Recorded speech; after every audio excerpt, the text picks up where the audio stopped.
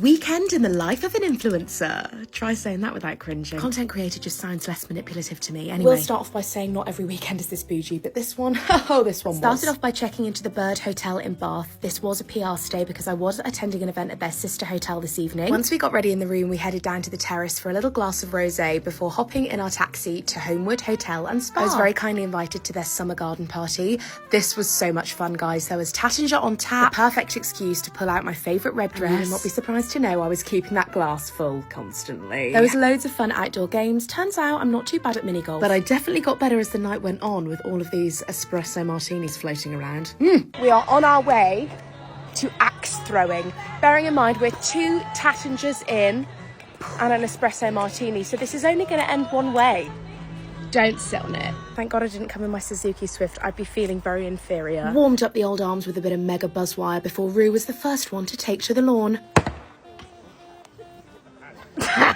Of course, I had to show her how it was done. And then because the booze was clearly positively impacting my performance with an axe, I decided to carry on drinking. I thought I was having a great time, but I think Rue had an even better one. How are you feeling this morning, Rue? I'm regretful about a few things. Which, if you ask me, is the sign of a great night. We had a beautiful breakfast on the terrace the next morning. We were a bit hanging, but honestly, this sorted us out a treat. So we are all packed up and heading to our next event. We're going to get straight on the road and head to London. Greg's secured.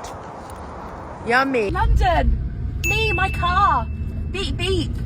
And I haven't cried. Look, MI5. James Bond, where are you at? How exciting. Woo!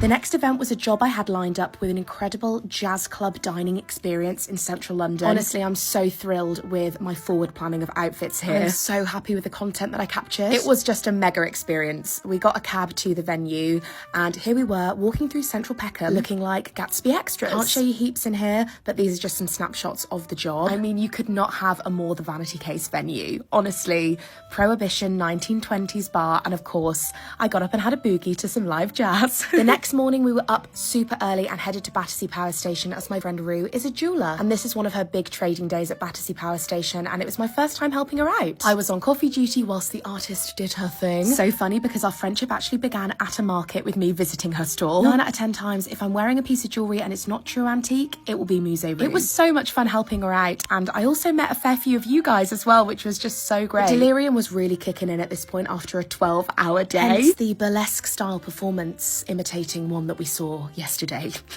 And that was the end of a jam-packed weekend. I honestly feel so blessed that this is my job. I only hope I can continue sharing my vintage adventures with you for years to come.